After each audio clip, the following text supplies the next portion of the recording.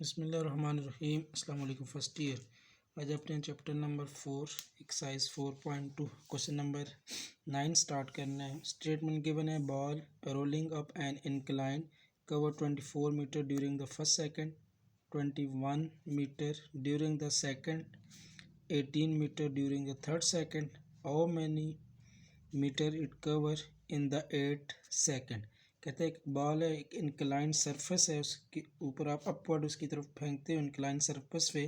कहता है कि फर्स्ट सेकंड के दौरान वो डिस्टेंस जितना कवर करती है वो 24 मीटर है, सेकंड सेकंड के दौरान 21 मीटर और थर्ड सेकंड के दौरान 18 मीटर डिस्टेंस कवर करती है। कहता है कि आपने ये बताना है कि 8 सेकंड के अंदर वो कितना डिस्टेंस कवर करेगी। तो स्टेटमेंट के मुताबिक जो आपके पास A1 है वो आपके पास 24 मीटर, A2 21 मीटर और जो A3 है वो 18 मीटर के इक्वल है। अब 24 माइनस 21 माइनस 24 करते हैं तो आपके पास -3, 18 माइनस 21 ये भी किसके इक्वल आ रहा है, -3 के इक्वल। इसका मतलब है कि जो आपके पास सीक्वेंस एक बन रही है वो अर्थमेटिक बन रही है, जिसका जो कॉमन डिफरेंस है वो आपके पास किसके इक्वल आ रहा है, -3 के इक्वल। तो आपने 8 सेकंड के दौरान डिस्टेंस जो कवर होगा वो आपने फाइंड करना है। मींस आपने A8 की वैल्यू इधर से कैलकुलेट करनी है।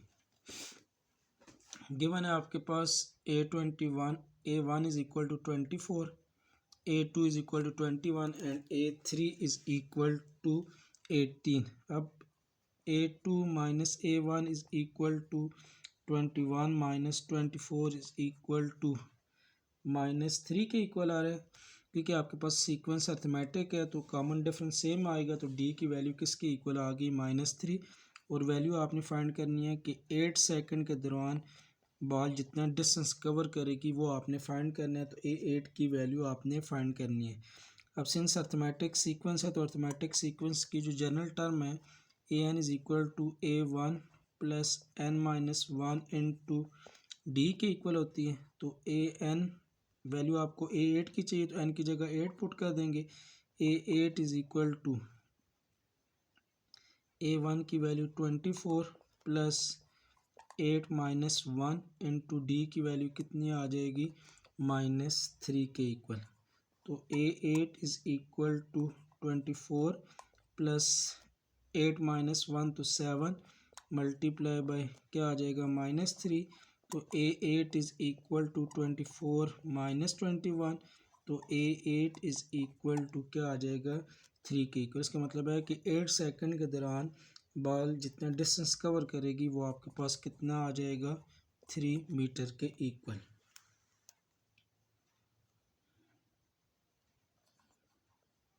नेक्स्ट एक्सरसाइज का क्वेश्चन नंबर 10 है।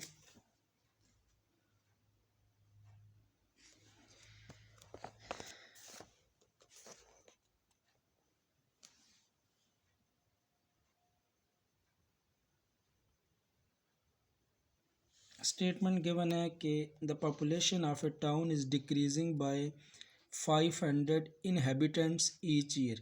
कि कोई भी कस्बा है उसकी जो पॉपुलेशन है वो हर साल 500 बंदे कम हो रहे हैं, decreasing by 500 inhabitants. If its population in 1960 was 20,135, what was is population in 1970। कि कहता है कि 1960 में उसकी जो अगर आबादी है वो 20,135 हो तो 1970 में उनकी आबादी कितनी होगी वो आपने फाइंड आउट करनी है। अब क्वेश्चन की स्टेटमेंट के मुताबिक जो आपके पास 1960 मतलब जो स्टार्टिंग उनकी जो पॉपुलेशन है वो गिवन है A1 इज़ इक्वल टू 20,135 और हर साल जो आबादी कम हो रही है, ठीक है, वो गिवन है 500।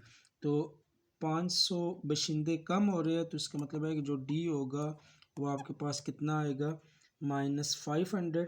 तो कहता है कि 1970 में उनकी पॉपुलेशन कितनी होगी। अब इसमें एक चीज़ है नोट करने वाली कि ये 1960 में उनकी जो पॉपुलेशन है वो 20,135। तो 1970 में कितनी आबादी होगी, तो इसके दरमियान जो ड्यूरेशन है वो आपके पास n की वैल्यू आपने 11 पुट करनी है। किस तरह, फॉर एग्जांपल 90, 60, 61, 62, 63, 4, 5, 6, 7, 8, 9 और 90 क्या आ जाएगा 70। तो 90 60 भी शामिल है, ठीक है। 1 2 3 4 5 6 7 8 9 10 और 11। तो 90 60 में जो आपके पास नंबर ऑफ़ ईयर्स है वो आपके पास कितने बनते हैं, 11 बनते हैं। तो आपने इधर n की जो वैल्यू है वो कितनी पुट करनी है, 11 के इक्वल पुट करनी है। Since by nth term of arithmetic आपके पास an is equal to a1 plus n minus 1 into D के इक्वल। तो an वैल्यू आपने फाइंड करनी है a11 की, n की जगह 11 पुट कर देंगे।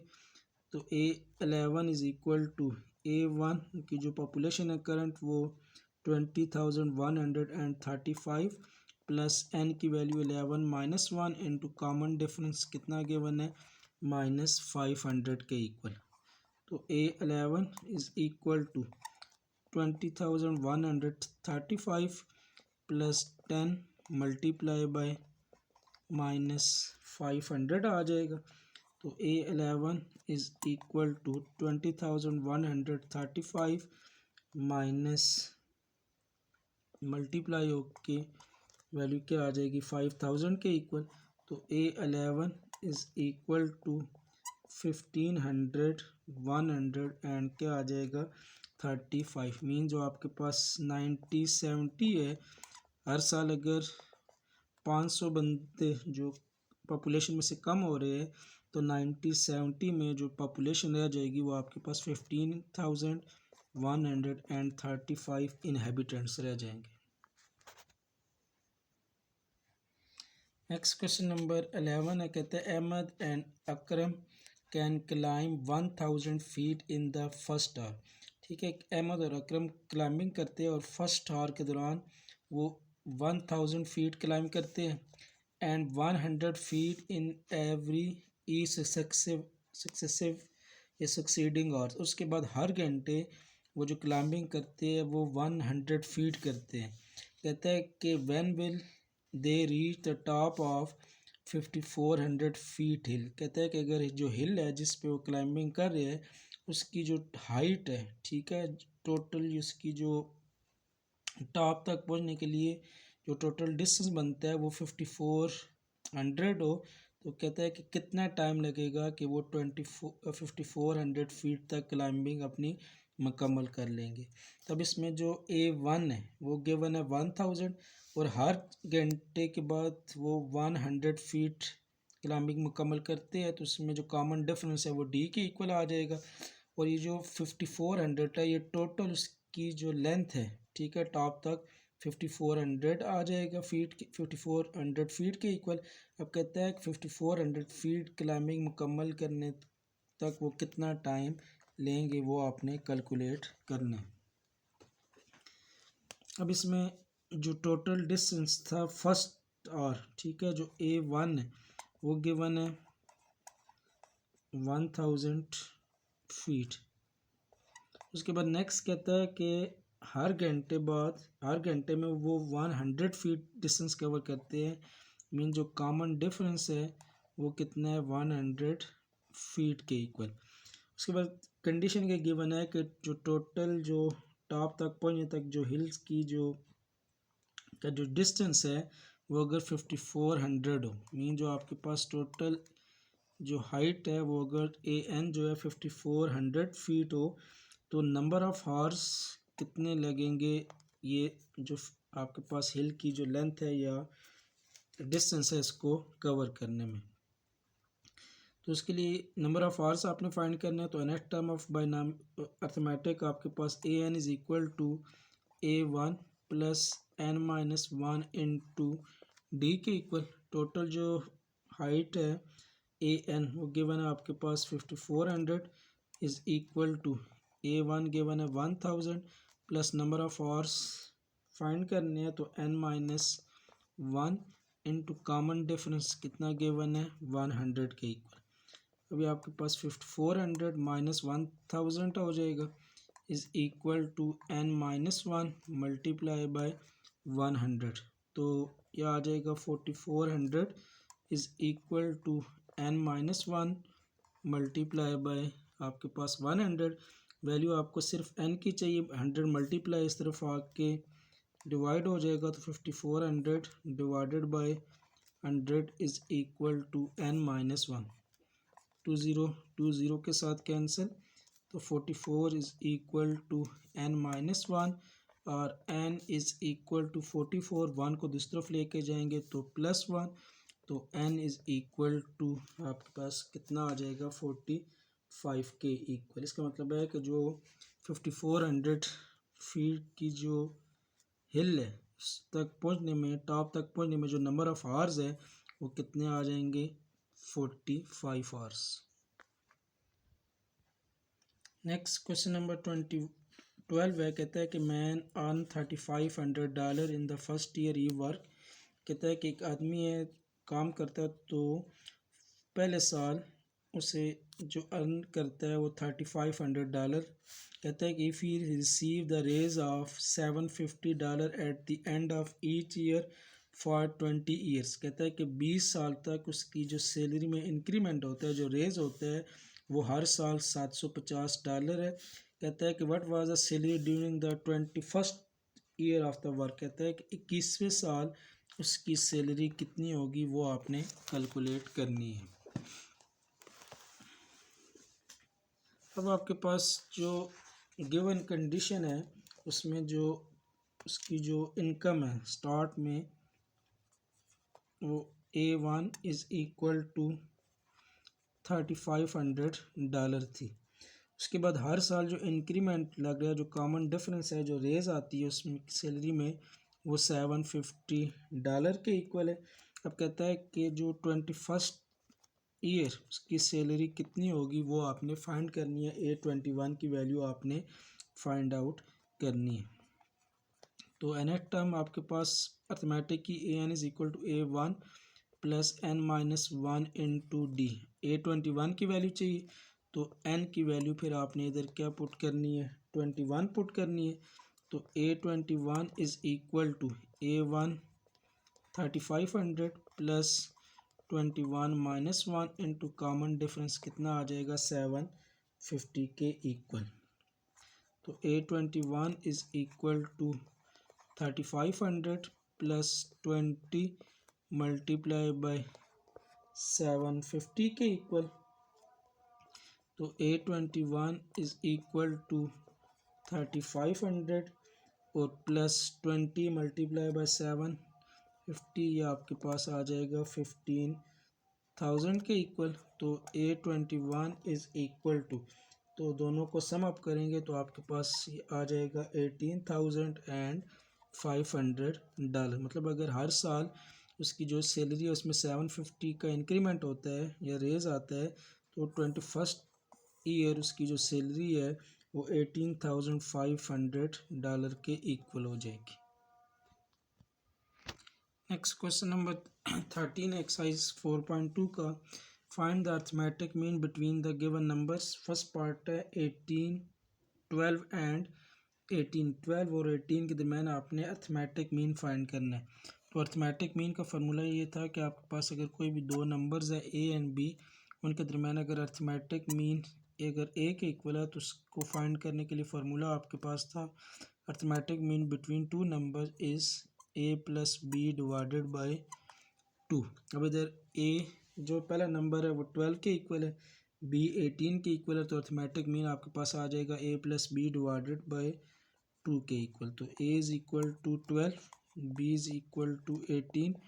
वैल्यू आपने फाइंड करनी है अर्थमेटिक मीन की। सो आपके पास arithmetic mean is equal to A plus B divided by 2। तो 12 प्लस 18 डिवाइडेड बाई 2 के इक्वल आ जाएगा। तो arithmetic mean is equal to 12 plus 18 30/2। तो अर्थमेटिक मीन बिटवीन आपके पास 12 एंड 18 किसके इक्वल आ जाएगा 15 के इक्वल। क्वेश्चन नंबर 13 का सेकंड पार्ट है। नंबर्स आपको गिवन है 1/3 एंड 1/4 के इक्वल। आपने इन नंबर के दरमियान अर्थमेटिक मीन कैलकुलेट करना है। तो ए की वैल्यू आपके पास A is equal to 1/3, B is equal to 1/4 के इक्वल। तो arithmetic mean between A and B equal होता है आपके पास a plus B divided by 2। Value put कर लेंगे तो arithmetic mean is equal to 1/3 plus 1/4 whole divided by 2 के इक्वल। तो arithmetic mean is equal to 1/3 plus 1/4 LCM 12 के इक्वल। 3 का टेबल 4 टाइम 4 के ऊपर 1 के साथ मल्टीप्लाई करते हैं तो 4 प्लस 4 का टेबल 3 टाइम जाएगा 12 पे। 3 को 1 के साथ मल्टीप्लाई करेंगे 3 और होल डिवाइडेड बाय 2 के इक्वल। तो arithmetic mean is equal to क्या आ जाएगा 7/12। अब ये जो 2 है इसका डिनोमिनेटर कुछ नहीं है तो 1 ये उलट के आपके पास किसके इक्वल हो जाएगा 1/2 के equal. So arithmetic mean between 1/3 and 1/4 is equal to 7 divided by 24 के इक्वल आ जाएगा। नेक्स्ट इसी क्वेश्चन का थर्ड पार्ट है। नंबर्स आपके पास है -6 और -216 के इक्वल। आपने इन दोनों नंबर्स के दरमियान अर्थमेटिक मीन फाइंड करना है। तो गिवन है आपके पास a is equal to -6, b is equal to -216 के इक्वल। तो arithmetic mean between a and b is equal to a plus b divided by 2। Value put कर देंगे -6 -216 डिवाइडेड बाई 2 आ जाएगा। तो arithmetic mean is equal to -6 और -216 ये आ जाएगा -222 डिवाइडेड बाई 2। तो आपके पास अर्थमेटिक मीन की जो वैल्यू है -111 के इक्वल आ जाएगी। नेक्स्ट इसी क्वेश्चन का फोर्थ पार्ट है। नंबर्स गिवन है आपके पास a प्लस बी का whole square and a minus B का होल स्केयर। इन दोनों नंबर्स के दरमियान अर्थमेटिक मीन फाइंड करना है। तो आपके पास जो a की वैल्यू है वो a plus B whole square आ जाएगा और जो b है वो a minus B whole square के इक्वल। तो arithmetic mean equal to a plus B divided by 2। Value put कर देंगे। a की वैल्यू आपके पास a प्लस बी का whole square plus a minus B का होल स्केयर और होल डिवाइडेड बाई 2। तो arithmetic mean is equal to a plus B whole square is equal to a square plus B square plus 2ab।